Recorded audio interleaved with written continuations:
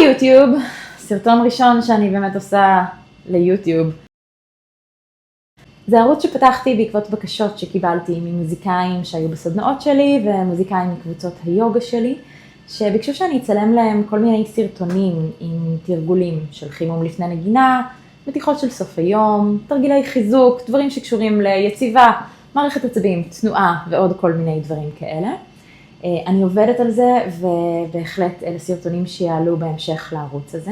היה לי חשוב לעשות את זה כאן בערוץ יוטיוב כדי להגיע לקהל רחב יותר של מוזיקאים, כי אני מאמינה שידע הוא כוח, ושאם ליותר מוזיקאים היה ידע לגבי איך לעבוד עם הגוף שלהם, איך לחץ משפיע על הגוף ומה אפשר לעשות עם זה, ואיך להתמודד יותר טוב עם האתגרים של המקצוע שלנו, אז אני מאמינה שפחות אנשים היו סובלים וכואבים.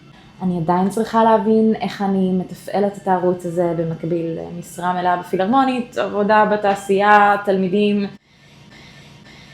אבל הנושא הזה מאוד חשוב לי, אז אני כן רוצה להקדיש לו זמן ולעשות את זה כאן. כאמור, יש כבר כמה נושאים וסרטונים שאני עובדת עליהם, אבל אני ממש אשמח שגם אתם, מי שרואה את הסרטון הזה, תגיבו כאן בתגובות ותגידו לי למה תרצו שאני אתייחס.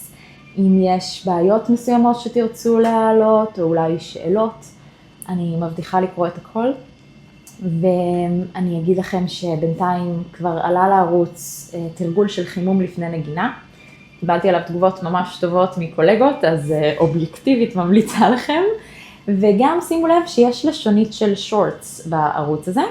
גם לשם כבר עלה קטע מסדנה עם כלי להרגעת מערכת העצבים. ובהמשך אני אעלה לשם עוד כל מיני קטעים מסדנאות, ואולי טיפים קצרים, אולי אני גם אעלה לשם שיתופים מהסטורי באינסטגרם, אני לפעמים פותחת כזה פינת שאלות תשובות, ואני מניחה שאני אשתף את זה גם כאן. אז כן, זה ממש ההתחלה של הערוץ הזה,